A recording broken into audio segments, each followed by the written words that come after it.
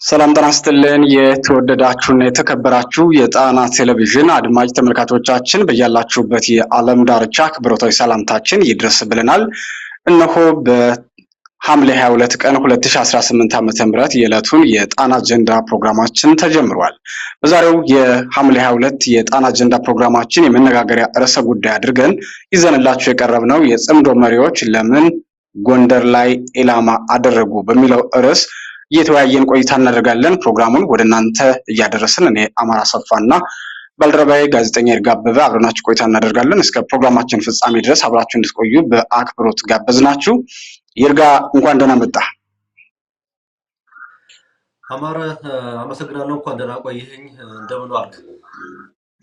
አመሰግናለሁ ይርጋ። እንግዲህ የዛሬው የርዕሰ ጉዳያችን የሚሆነው የጽምዶ መሪዎች ለምን ጎንደር ላይ አተኮሩ ወይም ደግሞ ጎንደርን ለምን ኢላማ አደረጉ በሚለው ቢኮዝ ከቀጠናው ጋር ተያይዞ አጠቃላይ እንግዲህ በጽምዶ ላይም በህወሓት በኩልም የትብብር አጀንዳ በተደጋጋሚ ይነሳል በተለያዩ ኃይሎች ማለት ነውና ይህ ጉዳይ ምንድነው እየተካሄደ ያለው ምንድነው አሁን ላይ ሀፕን እያደረገ ያለው የሚለው ላይ ትኩረት አድርገን ነው የምንነጋገረው።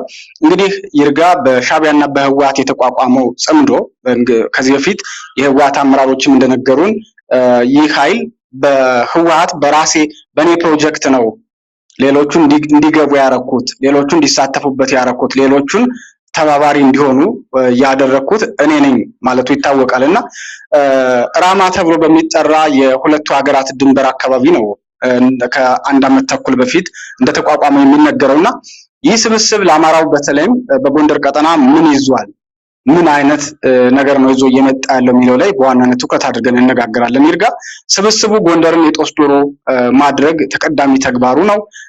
አማራው ላይስ ምን አቅዷል የሚሉትን ሐሳቦች ነው እያነሳን ቆይታ የምናደርገው። ይርጋ ወደ አንተ ልምጣና ከዛ ወደኔ ሐሳብ እመለሳለሁ።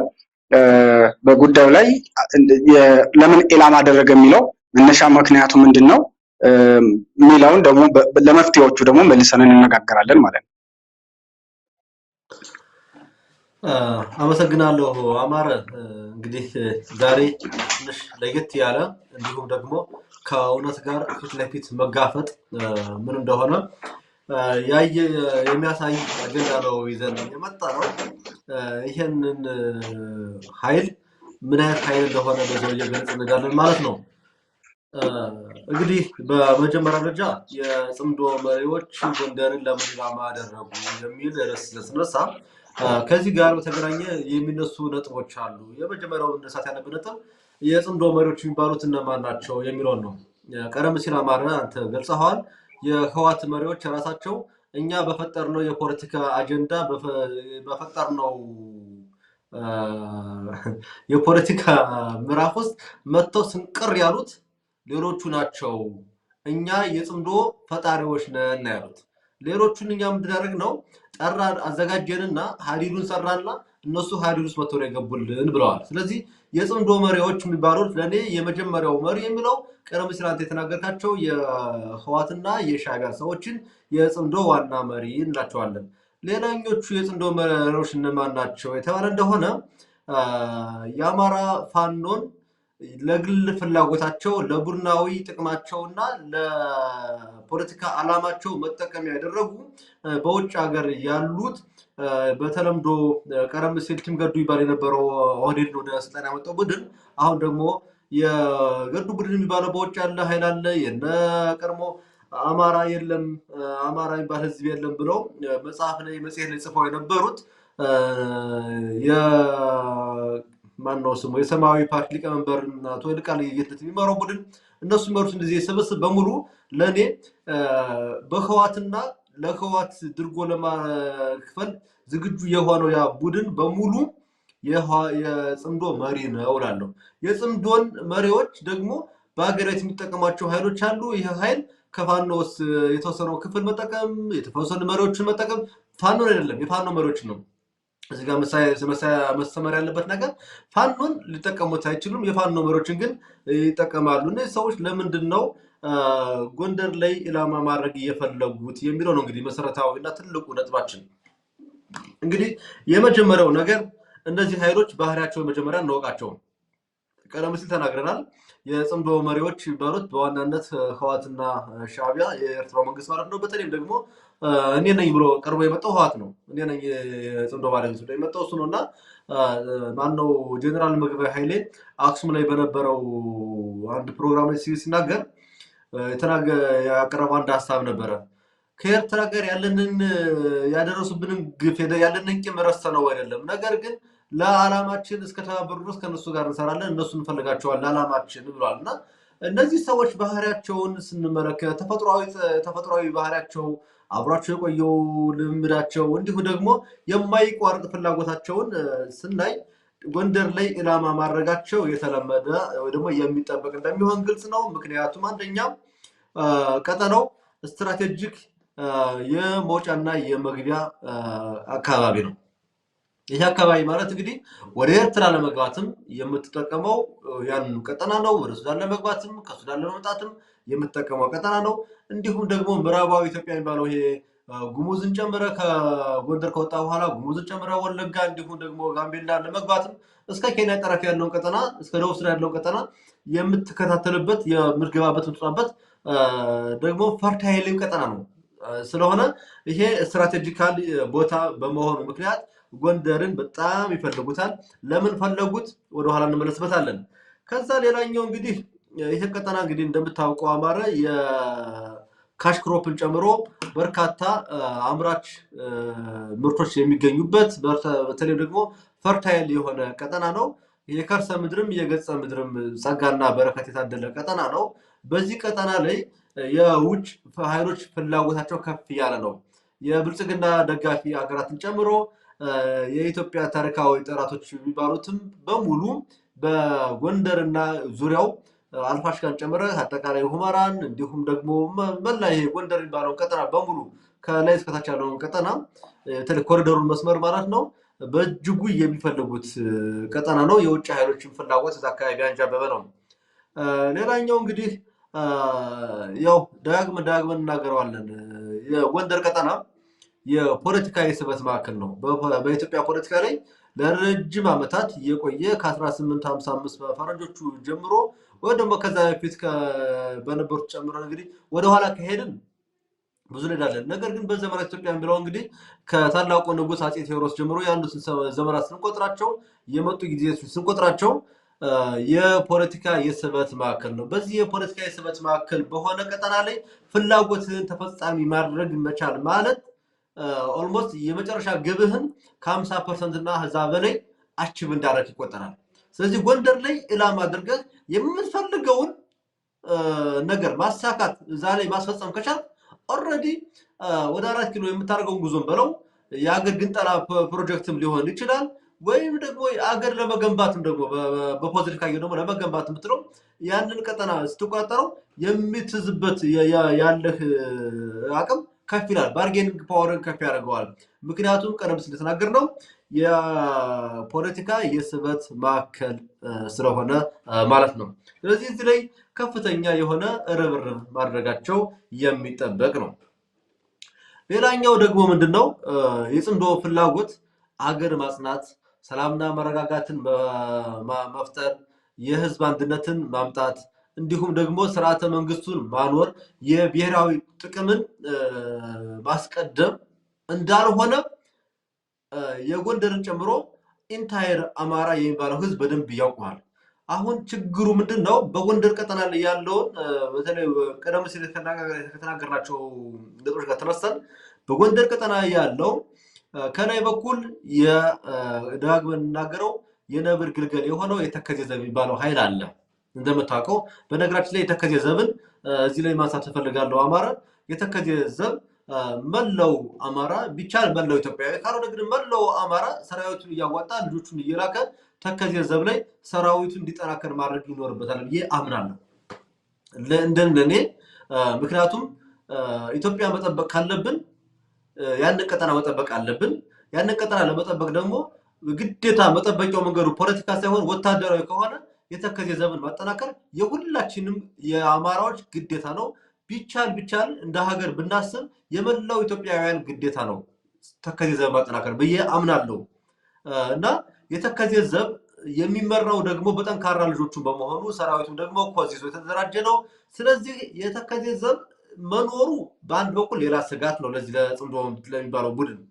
ሁለተኛ ደግሞ የአማራ ፋኖ ብሔራዊ ንቅናቄ ጎንደር ጠቅላይ ግዛት ህዝብ ባለፈው ሐምሌ 5 በታሪካዊ ዕለት አንድነቱን ሲመሰርት ምንድን ነበር ያለው?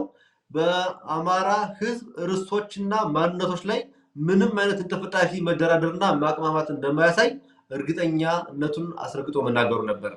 ስለዚህ ይሄ ደግሞ ለጽምዶ ፍላጎት ተቃራኒ ነው። ይሄ በዚያ አካባቢ የሚፈጠሩ ይሄ ከባህሪ ነፃ የሆኑ ኤሊቶች በእርግጥ አብዛኛው አማራ ላይ የሚፈጠሩ ኤሊቶች የዚህ ሀሳብ ተጋሪ አይደሉም።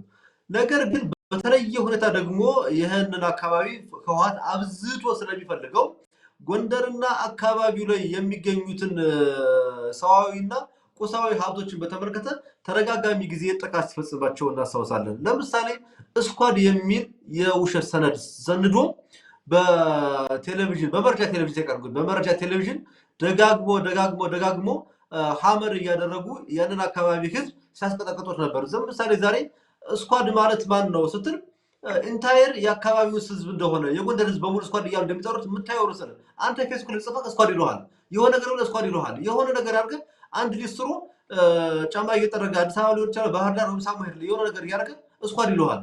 ይሄ ማለት አካባቢውን ሀመር ለማድረግ አካባቢ ደግሞ ምንድነው ይሄ ለማግለል ስቲማታይዝ ለማድረግ የሚጠቀሙት የውሸት ስርክትን ከዛ ከድሮ ጀምሮ ነው። እንግዲህ አስብ 7 ዓመት 8 ዓመት በፊት ጀምሮ ይሄንን የሐሰት ሰነድ አዘጋጅተው በአፈቀላጤዎቻቸው በኩል አሰራጭተው ለሚዲያ ሰዎች ስፖንሰር አድርገው ይሄን ሁሉ ኪዮስ የፈጠሩ ሰዎች ናቸው። ስለዚህ የሰዎቹ ፍላጎት ሀገር መገንጠል፣ ሀገር ማፍረስ፣ ትውልድን ማፍለስ እንዲሁም ደግሞ ታሪክን መበረዝና ሌላም ደግሞ የህልውና አደጋ ሆነው መቀጠል ስለሆነ ይሄንን ደግሞ የተረዳው የአማራ ፋኖ ብሔራዊ ንቅናቄ ጎንደር ጠቅላይ ግዛት ህዝብ ቀደም ሲል የወያኔን ገመናዎች በዝርዝር ያጋለጡ በመጽሐፍ ሰንደው በሪሰርች ያጋለጡ እንደነ ፕሮፌሰር ጌታ አስራዳ ያሉትን የወያኔን ወረራ ከመተከል እስከ ከሚሴና አልፎ ደግሞ እስከ አጣዬ ድረስ ያሉትን ወታደራዊ እንቅስቃሴዎችን የመከቱ እንደና አርበኛ ደረጀ በላይ እንደና አርበኛ ሀብቴ ወልዴ አይነት ልጆች ያሉበት በአመራር ደረጃ ያሉበት መሆኑ ተከትሎ ወያኔ አብዝቶ የሚጠላው ቀጠና ሊሆን ይችላል። ስለዚህ የጎንደርን ጉዳይ በተለየ መልኩ ትኩረት አድርጎ ኢላማ አድርጎ የያዘው አንድም ከጥቅሙ ነው፣ ሁለትም ደግሞ ጥቅሙ እንዳያሳካ እንቅፋት ስለሆነ ነው የሚል አጠር ያለ መልስ ሰጣለሁ። ከዛ በኋላ መልስበታለሁ ወደ መፍትሄዎችና ሌሎች መረጃዎችን ደግሞ ወደ ኋላ መልሳለሁ። አማራ አሁን ወደ አንተ ልምጣ። ይርጋ ቴንኪው። በጣም እውነት ለመናገር እስካሁን እንደተለመደው አይደለም የምንሄደው። ትንሽ ነገሮችን ጠበቅ እያደረጉ መምጣት ያስፈልጋልና የተቀናጀ የሆነ እነዚህ ትርክቶችም ምንጫቸው ከምንድን ነው? ምን ለማድረግ ታስቦ ነው? ይሄ ስብስብ እቅዱ ምንድን ነው? በተለይ ያንን ቀጠና ታርጌት አድርጎ ሲመጣ ሊያሳካ የፈለገው ግን ምንድን ነው የሚለው ፖለቲካ ለሚረዳ ሁሉ ግልጽ ስለሆነ በልኩ እየተነጋገሩ መሄድ አስፈላጊ ነው ማለት ነው። ትልቁ ነገር ግን እንግዲህ ይርጋ ይሄ በጽምዶ ስብስብ ውስጥ ያለው በጽምዶ ማዕቀፍ ውስጥ ያለው እውነት ለመናገር እንደ ብልጽግና እኩል የምንታገለው ደግሞ በምክንያት ነው። ዝም ብለን የሆነ ጥላቻ ስላለብን ወይም ደግሞ ሌላ ፍላጎት ስላለን ምናምን አይደለም። የምንታገለው ይህ ኃይል በህዝባችን ጥቅም ላይ፣ በህዝባችን ኢንተረስት ላይ፣ በህዝባችን ሁለንተናዊ ነፃነት ላይ ጭምር የመጣ ስለሆነ ነው። በነገራችን ላይ ይርጋ ብዙ ጊዜ የቅድም አንተ ስታነሳው ነበረ የወልቃይትን ጉዳይ ስለ እዛ አካባቢ ያሉ ጥያቄዎችን ማንሳት ምናምን ከምን ጋር ያያይዙታል መሰለህ? ከጥቅም ጋር። ለምሳሌ የሰሊጥ ብሔርተኛ ምትል ትርክት ኮይን አድርገው ከመቀሌ ይዘው መጡ ማለት ነው። ይሄ እንትን ዓላማ አለው። ደግሞ በዛ ውስጥ ምንድነው አሁን የመቀሌ ሰዎች ፕሮፓጋንዳው እንደ ድሮ አይደለም። ፕሮፓጋንዳውን የሚገዛላቸው የህወሓት አማራ ተገኝቷል ማለት ነው። ማለት ህወሓትን የሚናፍቅ ትውልድ ተፈጥሯል። ምናልባት ህወሓት ከፍተኛ የሆነ ተቃውሞ ትግራይ ውስጥ እየገጠመው ነው። በዚህ በኩል ደግሞ የሚዲያ ድጋፍ የሚያደርጉለት የፕሮፓጋንዳ ድጋፍ የሚሰሩለት አክቲቪስቶች፣ ጋዜጠኞች፣ ሚዲያዎች ተሰልፈዋል። ለዛውም በአማራ ትግል በአማራ ህልውና ትግል ላይ የሚምሉ ሰዎች ማለት ነው። አሁን እኛም በአጀንዳነት ለማምጣት የተገደድነው ይህንን ከአጠናን በትዕግስት እየተከታተልነው ከመጣን በኋላ ነው። ምናልባት ያለፉትን 3 ዓመትና ከዛ በላይ እንዴት እንደመጣን ሚዲያውን ለሚከታተል ሐሳባችን ፍላጎታችን ለሚረዳ ሰው ሁሉ ግልጽ ነበር ማለት ነው። ይህ ስብስብ ሲመጣ መጀመሪያውኑ ትኩረት አድርጎ የሚመጣው እዛ ቀጠና ላይ ታርጌት አድርጎ ነው የመጣው። ለምን እዚህ ቀጠና ላይ ትኩረት አደረገ የሚለውን አንድ ባንድ መነጋገር ያስፈልጋል። የፕሮፓጋንዳ ዘመቻው ዓላማው ምንድነው? ቀጠናውን እንዴት የጦስ ዶሮ ማድረግ ተፈለገ? ያንን ለማድረግ ደግሞ የአካባቢው ማህበረሰብ እንዲሸማቀቅ ለማድረግ ማህበረሰቡን ህዝቡን እንደ ህዝብ የፈረጁ ትርክቶችን ይዘው መጥተዋል። እነሱ ምንድናቸው? አንድ ባንድ እንነጋገራለን። ይርጋ እንግዲህ ጎንደርን በፖለቲካዊ በወታደራዊና በፕሮፓጋንዳው ዘርፍ ማዳከም የወልቃይት ጠገዴ ጠለምትን አጀንዳ ለማስፈጸም ስለሚጠቅማቸው ነው። እነዚህ ሰዎች እነዚህን አጀንዳዎች በአማራ ህልውና ትግል ውስጥ ለተጀቦኑ ኃይሎች ማከፋፈል የፈለጉት ዓላማቸው ይሄ ስለሆነ ቀጠናው ላይ በግልጽ የሆነ ፍላጎት አላቸው። ትግላቸውም ምን እንደሆነ ስለ ሉዓላዊነት ነው እያወሩ ያሉት፣ ሀገር ስለመሆን ነው እያወሩ ያሉት ማለት ነው። ስለዚህ ምን ማድረግ ነበረባቸው? የወልቃይት ጠገዴ ጠለምትን ህዝብ ሁለንተናዊ ነፃነቱን አሳንሰው ከጥቅም ጋር ብቻ እንዲተሳሰር ያደርጉታል። ይሄ አንዱ የፕሮፓጋንዳ ዘይቤያቸው ነው። በነገራችን የሰሊጥ ብሔርተኛ ብሎ ሲመጣ የወልቃይት ጠገዴ ጠለምት ህዝብ በወቅቱ ሙዚቃውን ኤክሰርሳይዝ ማድረግ ባህሉን፣ ጭፈራውን፣ አለባበሱን ጭምር የበጌምድር አማራ መሆኑን መግለጽ የማይችልበት ደረጃ ላይ ነበረ። ይሄ ራሱን የቻለ አንድ የነጻነት ዘርፍ ነው ይርጋ። ቀጥታ ግን የሚያያይዙት ያ ህዝብ ለ27 ዓመትና ከዛ በላይ የከፈለውን ዋጋ ከጥቅም ጋራ ከመሬት ጋራ ብቻ አሶሼት ለማድረግ ይፈልጋሉ። ምን አለ መሰለህ በኢትዮጵያ ፖለቲካ እንደተለምዶ ሆኖ ይርጋ ቀድሞ አንተ ጨዋታው የባለጌና የጨዋ ስለሆነ ቀድሞ ትርክት ፈጥሮ በወረወረ ነው ጨዋታው። ለምሳሌ ሪያሊቲው ሰሊጥ የፈለጉት እነማን ናቸው ካልን ህወሓት ናቸው። የህወሓት ኃይል ነው ሰሊጥ የሚፈልገው። አንድም ሌላ ጉዳይ ኑሮት አይደለም። ህልውና የሚጠበቀው እዚህ ጋር የሰሊጥ መሬት ማስከበር ስችል ነው።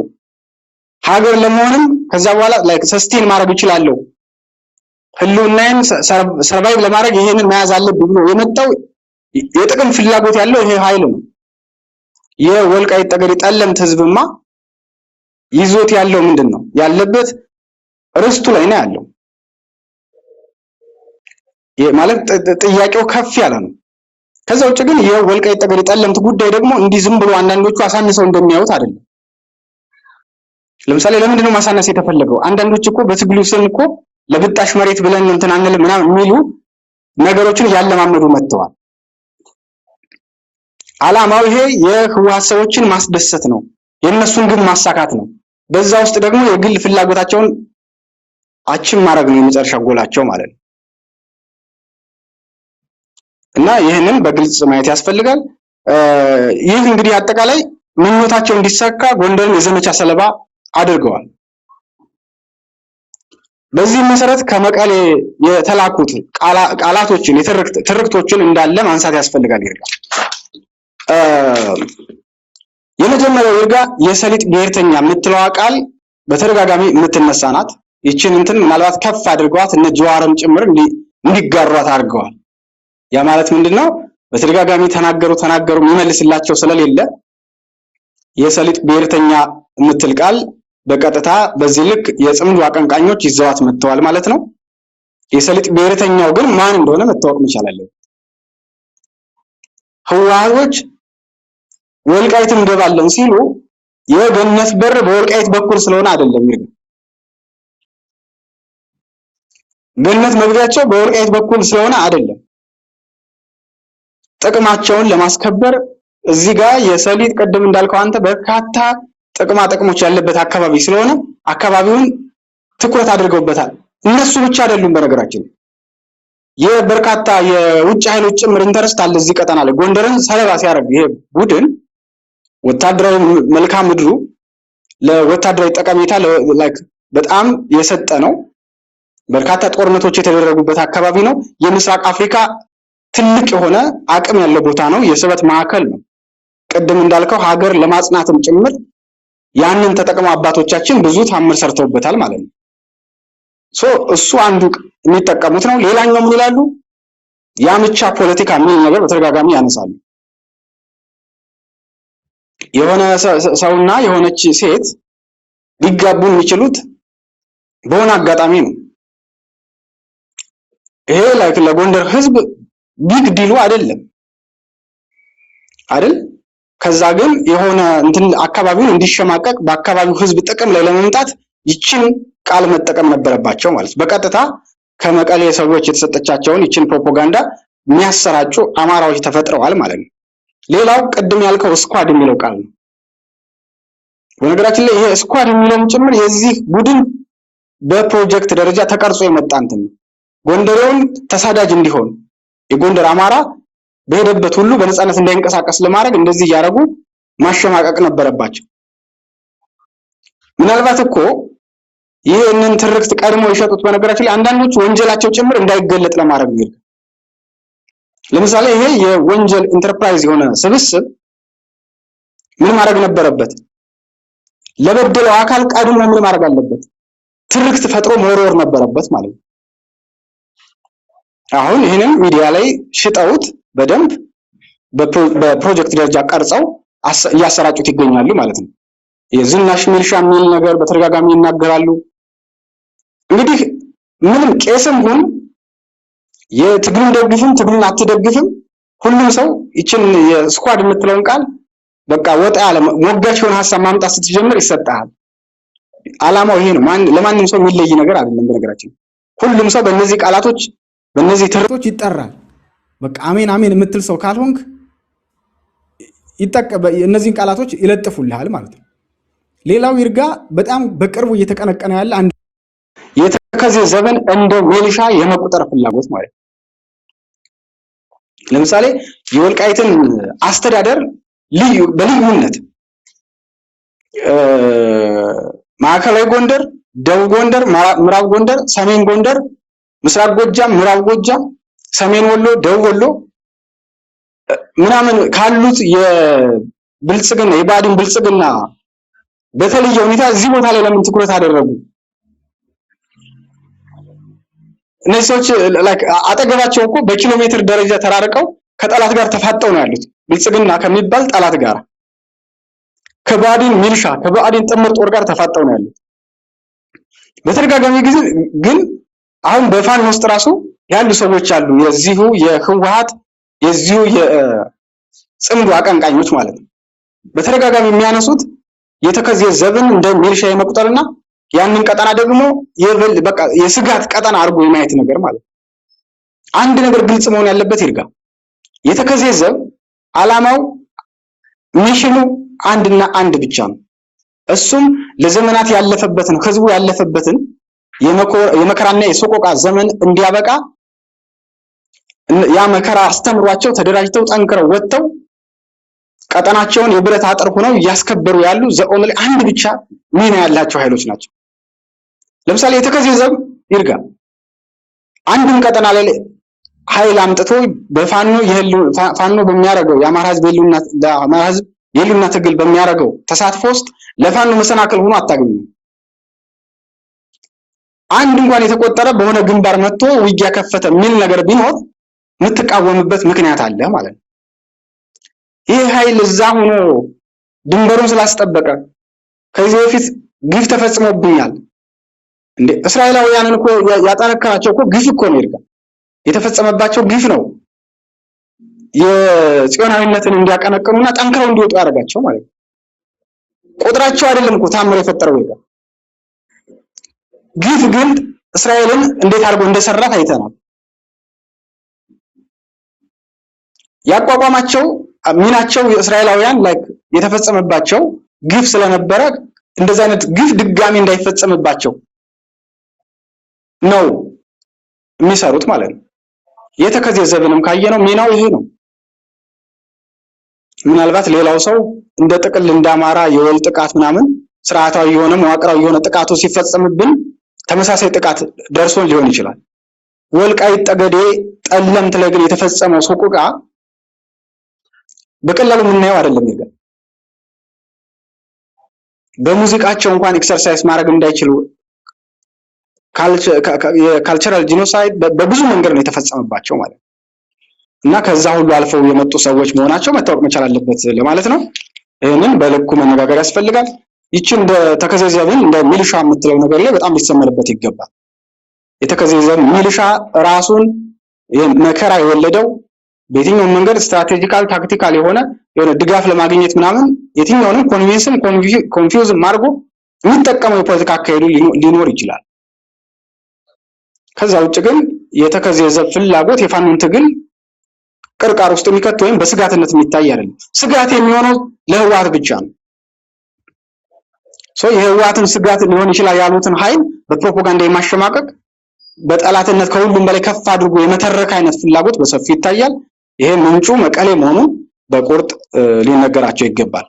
ከዛ ውጭ ግን ይሄ ኃይል የጽምዶ ፍላጎት ምንድነው ካልን ፋኖን የረጅም ጊዜ ተዋጊ እንጂ አሸናፊ እንዳይሆን ማድረግ ነው። ይርጋ ስኬት የራቀው የቀውስ ምንጭ እንዲሆን ማድረግ ይፈልጋል። በቀጠናው ላይ ተራዛሚ የሆነ ጦርነት የውክልና ጦርነት እያራመደ ለነሱ እድሜ የሚገዛላቸው እንዲሁም ብቻ የመፈለግ እንጂ ያው ስለሚታወቁ ስሪታቸው አማራው እንዲያሸንፍ ሀገረ መንግስቱን እንዲቆጣጠር የሚፈልጉ ኃይሎች አይደሉም። ይሄንን በቅጡ ማየት ያስፈልጋል። ፋኖ ረጅም ጊዜ እየተዋጋ ቢቆይም ጦርነቱን ከአማራ ክልሎች ማስፋት ትርጉም ያለው ድል ማምጣት እንዳይችል ወይም ደግሞ ወደ ፖለቲካዊ ውጤት መቀየር እንዳይችል ማድረግ ተቀዳሚ ግቡ ነው ይህ ቡድን። ነገር ግን ይተኩሳል፣ መጠነኛ ድል ያመጣል፣ በዚህ ገባ በዚህ ወጣ ይባላል። ትርጉም ያለው ጦርነቱ ግን ወደ ሌሎች የዲፕሎማሲውን ቅርጽ ሊቀይሩ የሚችሉ ከፍተኛ ፖለቲካዊ ትርጉም ያላቸው ድሎችን እንዳያመጣ እዛው ክልሉ ላይ የሚቀጥል አድርጎ የህዝቡን በሰቆቃ እንዲቀጥል በነገራችን ላይ በትብብር ጭምር ነው የሚሰሩት።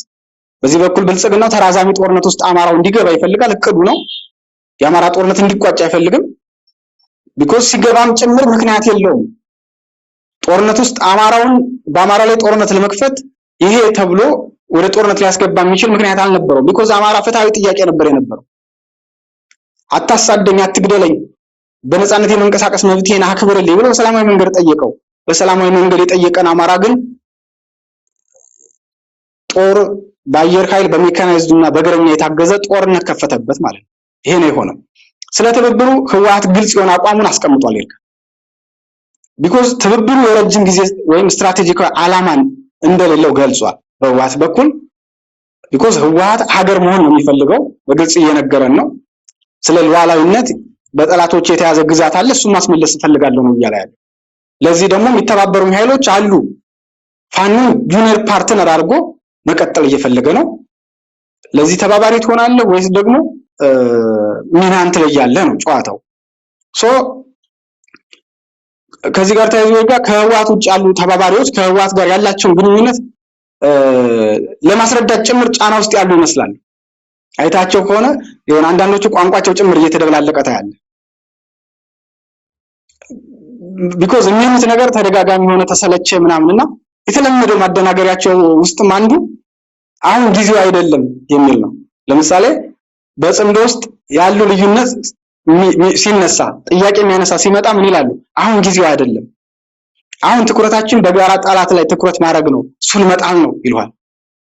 ህወሓት እኮ ቅድሚያ ትኩረቱ እኮ መሬት መውረር ነው፣ ርስቱን የአማራውን ርስት መውሰድ ማንነቱን መጨፍለቅ ነው። ህወሓት ሳይሽኮረመም ፍላጎቱን ይናገራል። በፋኖ በኩል ደግሞ ያሉ ደጋፊ ነን የሚሉ ሰዎች ደግሞ ይህን ይናገራሉ ማለት ነው። ሶ ምንድነው ሞንጀርኖ ምንድነው ያለችው? ጽምዶ የቁርባን ትዳር አይደለም። ይሄ ምን ሊነግረን ይችላል? ማለት ቁርባን ሲሆን ምንድነው ላትፋታ የምትጋባው ጋብቻ ነው። ያውቃሉ። በነገራችን ላይ እስከምን ድረስ መሄድ እንዳለባቸው እስከምን ድረስ ሄደው በከልቾ መጠለዝ ያውቁበታል። ኦነግን እንዴት ተጠቅመው እንደጠለዙት ይታወቃል። ሻቢያን እንዴት እንደተጠለዙት ይታወቃል። ራሱ ኢህአፓን እንዴት እንደተጠቀሙት ይታወቃል። እነዚህ ሰዎች በጣም ዌል ኤክስፒሪየንስድ ናቸው ይልጋ እና በዚህ ውስጥ አሁን በፖለቲካ አቅም ነው ምናምን እያልክ ልትዘናጋ አይገባህም። ጉልበት ሲኖርህ ነው ራስን የምታስከብረው ነው። ግልጽ ነው እኮ በቃ ፊት የምታረገው ሰርቫይቭ የምታረገው አቅም ሲኖርህ ብቻ ነው። ነገር ግን በሴራ የተካነ ኃይል ጋር ነው የገጠምከው። ትብብር አረጋለሁ እያልክ ያለው ቀላል የማይባል የፖለቲካ ኤክስፒሪየንስ የሴራ ኤክስፒሪየንስ ያለው ቡድን ነው። ስለዚህ በቅጡ መረዳት ያስፈልጋል። ይሄ ዝም ብሎ የተለመዱ ፖለቲካዎችን የፖለቲካ ቋንቋዎችን መጠቀም ብቻ ለድል አያበቃም። ጠላትን አሳንሶ ማየት አንዱ መጀመሪያ የውድቀት መነሻ ነው። በራስ መቆም ላይ ግን ትኩረት አድርጎ የሰራ ሄዶ ጊዜው ሊረዝም ይችላል እንጂ አሸናፊ መሆኑ አይቀርም። ዘላቂ ነፃነትንም መቀዳጀት ይችላል የሚለው ላይ መነጋገር ያስፈልጋል። ይርጋው ዳንተ ለምጣና መፍትሄዎቹ ላይ ምን ትላለህ? ትንሽ ጊዜ ወሰድኩ መሰለኝ። ወደ አንተ ለምጣ።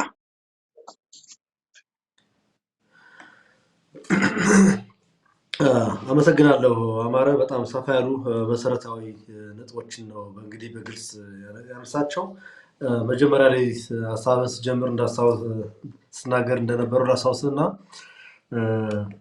ይህን የባለጌና ጨዋታን በመሽኮርመም ብዙ ጊዜ ተሰጥቶታል ይህ ኃይል እና አንዳንድ ጊዜ ትዕግስትን እንደ ፍራቻ ወይ ደግሞ ዝምታን እንደ አላዋቂነት ቆጥሮ እሱ ሲናገር የሚሰማ የሚያውቅ አንተ ዝም ስትል ሳጽፍ በስቀር ወይ ደግሞ ዝም በማለትህ እንደፈራኸው ወይ ደግሞ እንደማታውቅ አድርጎ ሲወስድ ቆይቷልና ቆማጣ ካላሉት ገብቶ ይፈተፍታል። ስለዚህ እዚህ በኋላ ቆማጣ መባል አለበት ብለን ነው የምንነሳውና ይሄ ጉዳይ በደንብ የሚቀጥልበት በደንብ የምንሄድበት አጀንዳችን ይሆናል ማለት ነው። እንግዲህ የደብረ ማነው የህወሓቷ ዋና ጸሐፊ ፈትለወርቅ ገብረ እግዚአብሔር ስለ ጽምዶ ተናግራለች። የኛ የጽምዶን እንኳን ጽምዶ ኢህአዴግን ፈርሷል አለች። ያሰባሰበን ምንድነው አለች። የአይጦቹ ምክር ነው የደገመችው። ድመቱ እኮ እየመጣ የሚበላን አንገቱ ላይ ቃጭል ስለሌለ ነው። ቃጭሉ ብናደርግለት ኑሮ አይደላለች። ቃጭሉ ላይ አንገቱ ላይ ቃጭል ቢኖር ኑሮ ሲመጣን ሰሞኑን እንደበቅ ነበረ።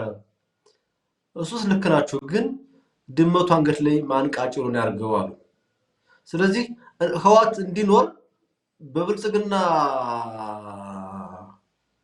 ብልጽግናን በመምታት የአማራ ፋኖ የቤት ስራውን ሰድልን አይነት የአይጦች ብልጣብጣይቶች ጨዋታ ላይ የተጫወቱትና በጣም የሚገርም ነገር ነው። ይሄንን እዚህ ላይ ማሰብ ያስፈልጋል። እንግዲህ ሰው ቅድም አንድ ጥሩ ነገር አስተዋውሰኛል አማራ። ህወሓት ራሱ ብሎት ገዢ ያጣ አንድ አጀንዳ ነበረው ማሸማቀቂያ። ቀጥሎ ደግሞ የኞቹን ጉዶች በጥቅምም በምን ሲከፍል ኑሮ ብሏቸው ገዢ ያጣ ሀሳብ ነበር። አሁን ጀዋርን ሳይቀር ግዢ ፈጽመውለት የሰሊጥ ብሔርተኛ የሚል በጣም ነውረኛነቱን ያሳየበትን ያው ጀዋር ነውረኛ ነው ይታወቃል። ጀዋር ባለየ ነው ይታወቃል። ጨካኝና ኋላ ቀር ነው ይታወቃል። ድጋሚ ይህንን ሀሳብ ይዞ ሲመጣ አይተነዋል። እንግዲህ አካባቢዎቹ ባላቸው ጸጋ ብሔርተኝነቱ የሚሰጣቸው ከሆነ ወለጋን ኦነግ ሲሆን ማለት ያለብን እዚህ በኋላ የቡና ብሔርተኛ ነው ማለት ነው። እንግዲህ ህወሓትንስ እንግዲህ የአምባሻ ብሔርተኛ እንበለው፣ የበለስ ብሔርተኛ እንበለው፣ የምን ብሔርተኛ እንበለው እና ኦፍኮርስ በጣም የማይካደው ነገር የጎንደር ምድር በተለይ ምዕራባዊ ቀጠና ከፍተኛ የሆነ የካሽ ክሮፕ እንዲያመርት ፈጣሪ መርቆ ሰጥቶታል። ከዛ ውስጥ ከነዛ ካሽ ክሮፖች አንደኛው ሰሊጥ ነው። ሰሊጥ እናመርታለን፣ እንኮራበታለን። እንደ ሀገር ትልቁ ሀብታችን ነው። በጣም ትልቁ ጸጋችን ነው። ይሄንን ጸጋችን እንጠቀማለን ማለት የዛ ብሔርተኛ ናችሁ ሆይ ከተባለ እናንተ መታችሁ አትዝረፉን እንጂ እንደምን በሉን። ግን እናንተ እንደዛ የምትሉን 27 ዓመት ስትዘርፉት የኖራችሁት ያንን ነው። 30 ምናምን ዓመት የዘረፋችሁት ዘርፊያችሁን አስቆመናችኋል ነው። አትዝረፉን። ስለዚህ እነሱ እኛን የሰሊጥ ብሔርተኛ ብለው እንደ አካባቢ ሲሰድቡን እስከዛ ድረስ እስከምታባረሩን ድረስ ሰሊጣችሁን ጥብ አድርገን በልተነዋል እያሉ ነው። ሌላው ጽምዶን በተመለከተ እንግዲህ አማራ ስንተቻቸው ጽምዶ ባለፈው ተናገረው የአማራ ህዝብ መከራ ነው ብለን ፈረጅ ነው ማነው የገለጽ ነው። እና ይሄ የአማራ ህዝብ መከራ ነው፣ የመከራ አንቴና ነው። ይሄ አንተ የምትናገረው ሰንቀፈጁ ቡድን ይሄንን አምጥቶ አማራ ላይ የመከራ ቋት አያድርግብህ ስትል ሁለት ቃላትን ተጠቅመው ያሸማቅቁ ይፈልጋሉ። አንደኛ ምን ይላሉ? ህወሓትን ለምን ትፈሩታላችሁ ይላሉ። እንዴ ህወሓት እኮ የለም በአንቶኖቭ አውሮፕላን ጭኖ የወሰደውን ገዳይ ቡድን እኮ አንድ ሰው ብቻውን ነው ረፍ እኮ ጨረሰው። ኮሎኔል ደመቀ ዘውዱ እኮ ብቻውን እኮ ህወሓትን ከ4 ኪሎ አንደርድሮ እኮ ተንቤን እንዲወረወር አድርጎታል እኮ። ማን ነው ወያኔን የሚፈራው? ማን ነው? የዋዋ ጎብዬ ልጆች ህወሓትን ፈርተውት ሲንቀጠቀጥ አስበው እስኪ። ልብ አድርግ በእናትህ አማረ። እንዴ አንዳንድ ጊዜ በጣም የሚያስገርመው ነገር ምን አለ መሰለህ፣ የአንበሳ ግልገሎች በአካባቢያቸው ጦጣና ዝንጀሮ ሲመጣባቸው ደስ አይላቸውም፣ ይረብሻቸዋል። እና ስለሚረብሻቸው እንዳይመጣ ያደርጋሉ። ፈርተውት እኮ አይደለም። ዝንጀሮና ጦጣን እኮ ፈርተውት አይደለም። አንደኛ ስጋው ይበላል፣ ስጋውን አይበሉት እነሱ። የአንበሳ ልጅ የዝንጀሮና የጦጣ ስጋ ይበላል። ሁለተኛ ጓደኞቻቸውም አይደለም፣ ይጠሏቸዋል። ስለዚህ ሲጸየፏቸዋል። ስለሚጸየፏቸው እና ጦጣዎች ደግሞ የተፈረሩ ይመስላቸዋል። እንዴት ሆኖ ነው? ቆይ እስኪ እንዴት ሆኖ አማራ ወያኔን የሚፈራው? እስኪ እንደው በመድኃኒዓለም እስኪ እግዚአብሔር ያሳይህ። ስለዚህ ይሄ የማይሆን ነገር ነው። አስማራ ዳኘን የወለደች ማህፀን እንዴት ሆኖ ነው? ቆይ እስኪ ምግባይ ኃይልን ፈርቶ ሊኖር የሚችለው? በቃ የማይሆን ነገር ነው። ሁለተኛ የሚያቀርቡት ነገር ነው የብልጽግና ደጋፊ ይለዋል። ብልጽግናዎች ትንተናቸውን ትናንትና ኦፊሻሊ ግልጽ አድርገዋል። አማራን ሰዓት እንዳልወስ እንጂ ግልጽ ያደርጓት ትንተናለች። ወደ መፍትሄው እመጣለሁ በቆየች። ትንተናቸውን ትናንትና ይፋ ሲያደርጉ ምን አሉ መሰለህ? መንግስት ከተኮሰው ይልቅ ፋኖን ከህወሓት ጋር አጣምረነዋል ብለው ከተናገሩ በኋላ ፋኖ ተዳክሞልናል አሉ። ስለዚህ የብልጽግና ደጋፊ ሆኖ ተገኘ። እኛ ወይስ እነሱ ራሳቸው? አየህ ፋኖ ደክሞልናል ብለው የተናገሩት ብልጽግናዎች በራሳቸው አንደበት ነው። ገብተው ማየት ይችላሉ። ቪዲዮውን ልክላቸዋል ከፈለጉ። በቃ ኦልሬዲ በቃ ይሄንን ፋኖን ለማዳከም ጥሩ እንደ ጥሩ ነገር ሆኖ ያገኘው ይሄንን ነው ብለዋል ብልጽግናዎቹ። ስለዚህ ማንን ታዲያ ደጋፊ ለብልጽግና ደጋፊ ማሆኑ ተገኘ? ምክንያቱም ይሄ ቡድን እንደምታውቀው አማራ ይሉንታን ባለ ነገር ፈጽሞ የሌለው ስብስብ ነው እና በቃ ዝም ብሎ አጉል እንትላል። ይሄ ቡድን ይሉንታ ስለሌለው አማራ ቀደም ሲል የተናገርከውን አንድ ድጋሚ ኢንፋሲስ መስጠት ፈልጋለሁ። ስለተከዘዘም ቲዲኤፍ የትግራይ ህዝብ ጠበቃ ነው ይሉሃል። በመጀመሪያ ደረጃ ቲዲኤፍ የሚባል ኃይል የለም። የወያኔ ታጣቂ ነው ቲዲኤፍ የሚሉት። እንደ ሀገር ተገንጥለው ከሆኑ መብታቸው ነው። ግን እስካሁን የማውቀው እንዳልተገነጠሉ ነው። ያ መከላከያ ሰራዊት የሚባል መከላከያ ኃይል የሚባል እንደ ሀገር አንድ ነው ያለው። ወደድነውም ጠላነውም ደገፍነውም ታዋጋነውም ኦልሬዲ አስገድሎ አፈጫችን ይዞ ግብር የሚሰበስበው መንግስት የሚባለው ኃይል ከኛ የሰበሰበውን ግብር ጠመንጃ ገዝቶ የሚያስታጥቀው አንድ ሰራዊት አለው ወደኛ የሚልከው ማለት ነው። ስሙም የኢትዮጵያ መከላከያ ሰራዊት የሚባለው የሚገለን ያ መከላከያ ሰራዊት ነው እንጂ ስለሚገለን ስሙን አስቀመውም። ስሙ እሱ ከመከላከያ እሱ ነው ያለው እና የትግራይ መከላከያ ኃይል እያሉ ይጠሩና ይህን ታጣቂ ቡድን የትግራይ ጠባቂ ነው ይሉና ተከዜ ዘመን ደግሞ ምን ይሉታል? የምታውቀው ነው። ቅድም አንተ ያልከው ነው አልደግመውም። ተመልከት። ያንን ወራሪ ኃይል የትግራይ ጠባቂ ነው ብለውት ነገር ግን መከራ የፈጠረው ለሁለተኛ ሂዩሚሌት መሆን የለብኝም መዋረድ የለብኝም እኔ ተዋርጄ ኢትዮጵያ ማትገነጠልም ብሎ በረሃ ያደረ ያለን ኃይል በረሃ የዋለ ያለን የነብር ግልገል ያን አንበሳ ደቦል የሆነ ኃይል ሚሊሻ ብሎ ሊያጣጥቅ ይፈልጋሉ። ሚሊሻንማ ገዱ አንዳርጋቸው መለመራት እኮ መለመረው አይደል? 7 ዓመት 8 ዓመት አማራ ሚሊሻ እኮ መለመረው እሱ አይደል? መለምሮ እኮ አሰልጥነው ገዱ አንዳርጋቸው ምናውቁ ሚሊሻ የሚያውቁት እነሱ ናቸው ፎርዛት ማተር። ስለዚህ ይሄ ኃይል እስካሁን የመጣበት አካሄዱ አሁን እያደረሰ ያለው ድርጊት አንዳንድ ጊዜ ምን አለ መሰለህ አማረ ስልክ ለህፃናት ስልክ የሚሰጥ ሰው ወላጆች አሉ። ስልኩን ከያዙ በኋላ የሆነ የተለያየ ፓተርን ይነካካሉ። ዝም ብሎ ፓተርን ይሞካክሩና መጨረሻ ላይ ስልኩን ፎርማት ያርጉታል እንዲሆን ያደርጉታልና እነዚህ ሰዎች እስካሁን የመጡበት ይሄ የሚነካኩት የሚበጠብጡት ምናምን ነገር የት ያደርሰናል እንዳማራ የት ያስቀጥላል እንደ ኢትዮጵያ ብለን ስናስብ የትም አያደርሰንም። ስለዚህ ቆም ብለው ማሰብ ቆም ብለን መምከር አለብን። ካልሆነ በጣም አደጋ ነው የሚሆነውና ጥሩ ስለማይሆን እዚህ ላይ እንዲመለሱ ማለት እንፈልጋለን። እንደ መፍትሄ ያስቀመጥኳቸው 2 ነጥቦች አሉ የታዩኝ ማለት ነው። ሌሎች ሊጨምሩ ይችላሉ። በዚህ ጉዳይ ደግሞ ድጋሚ ሌሎች ቀኖችን አጀንዳ ያዝ ስለምንመጣ ይሄ ኃይል እንደምታውቀው ጎንደር ላይ አይደለም የሚቆመው። እንደምታውቀው በሌሎች የአማራ ርዕሶች ላይ ሳይቀር ብዙ ነገር የሚያበላሽ ስለሆነ የዚህን ኃይል ዱካ እየተከተልን ወይ ደግሞ ቀድመን እየሄድን እያመከን መቀጠላችን ይቀጥላል። 2-3 ሳምንታት ሳንሰራ ነው ብቷል። ሌላ ጥገኛ ተሳዳቢ ገዝተው የመጡት ጀዋርን እነዚህ ኃይሎች እና ስለዚህ እየተከታተል መሄዳችን አይቀርም። ለጊዜው ግን እንደ 2 መፍትሄ ሀሳቦች ላቅርብልህ አማራ። የመጀመሪያው ነገር የጎንደሩን አማራን ጨምሮ ሌላው አማራ የዚህን ኃይል ይጽምዶ የሚባለውን የተረገመ ቡድን ሰበሰብ ኃይል ሐሳቡን ፍላጎቱን ግቡን እንዲረዳው ማድረግና ይህን ቡድን እንዲታገለው በጽኑ ሊታገለው ይገባል። ቅድም አንተ ብለሃል ከብልጽግና እኩል እንታገለዋለን ብለሃል። በቃ ሌላው አማራ በሙሉ የዚህን አደገኛ ቡድን ኃይል እንዲታገለው ጥሪ ማድረግ ያስፈልጋል። ሌላኛው የዚህ የጽምዶ ኃይል የተረዱ ወገኖች አሉ። የጽምዶን የሚባለውን መርዛማ ሐሳብ የተረዱ ወንድሞች ለምሳሌ በጊዜው አሁናዊ በግልጽ አቋማቸውን ያሳዩት የአማራ ፋኖ በጎንደር ጠቅላይ ግዛት ነው። ጎንደር ጠቅላይ ግዛት በላይዝ እሱ ነው።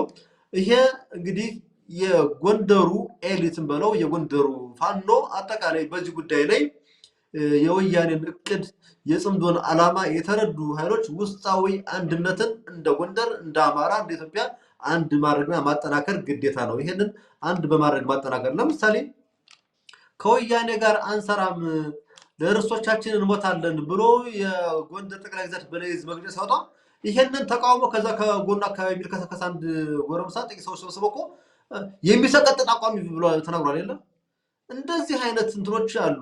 አንዳንድ ጊዜ አማራ የእባብ ግልገል ብዙ ማድረግ የለበትም። አማራ የእባብ መርዛማ ነው። የለባ መርዛማ ፍጥረት ነው። ስለዚህ ያንን መርዛማ ፍጥረት እስኪያድግ አጠብቀውም ለመምታት ማድረግ የለበትም ፎርዛት ማተር። ስለዚህ እንደዚህ አይነት ነገሮችን በጊዜ መከርከም ያለባቸው እየተከረከሙ መታረም ያለባቸው እየታረሙ መርዞች ደግሞ እየተተፉ መርዞችን ያስተፉ መቀጠል ለዚህ ለጽምዶ ዓላማ ላለመሳካት ቁልፍ ናቸው ብዬ አስባለሁ። እነዚህ ነገሮች ነው እንደ መፍትሄ ያስቀመጥኩት። ሌሎች ጉዳዮችን እና ይሄንን አደገኛ ቡድን በተመለከተ በቀጣይ እንመለሳለን ብዬ አምናለሁ። አማረ ሰዓት እንዳረስብህ እዚህ ላይ ላብቃ። ይርጋ ቴንኪው። በጣም ጥሩ ሐሳብ ነበር ያነሳው። እውነት ለመናገር በጣም መፍትሄ ሐሳቦችን ጥሩ ናቸው። እንደ መጨረሻ ምንድነው መናገር የምፈልገው በተለይ በተደጋጋሚ የሚነገር ንግግር አለ። የአማራ ህዝብ እንደ ኢሚዲየት ኮዝ ይሄ ጦርነት ሲጀመር ምናምን እኮ ትጥቅ ለማስፈታት ሲባል ስርዓቱ በቀጥታ የአማራ የመደበኛ ኃይሎች ጽንፈኛ ኃይሎች የአማራ ሸኔ ምናምን የሚል የትርክቶችን ይዞ ሲመጣ ፋኖን ያው በአማራ ውስጥ የታጠቀ ኃይል እንዳይኖር ፈልጎ ሲመጣ የርስትና የማንነት ጥያቄዎቻችን እልባት ባላገኙበት በመሰረተ ልማት ከተማ ቪዛ እየተጠየቅን ባለንበት፣ አማራው በኢትዮጵያ በነፃነት መንቀሳቀስ በማይችልበት፣ የፖለቲካ ውክልና በሌለበት ሁኔታ ትጥቃችን አውርደን ማንም በከዘራ እንዲገዛን አንፈቅድም ነው ወደ ትጥቅ ትግል የገባን። ከዛ ውስጥ ግን እነዚህን ጥያቄዎች ኮምፕሮማይዝ አድርጎ የግል በህልውና ትግል ውስጥ ተጀብሎ መጥቶ የግል ፍላጎቱን የሚያሳካ አሳካለሁ ብሎ የሚያስብ ካለ አይሳካም ነው መልሳችን። መጀመሪያ የህዝብን ጥያቄ ስታከብር ነው የፈለከው ምኞት ማሳካት የምትችለው።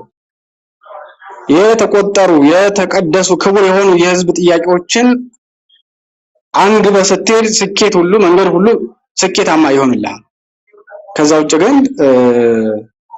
ምንም የሚሳካ ነገር የለም የሚለው ነገር በደንብ ሊሰመርበት ይገባል።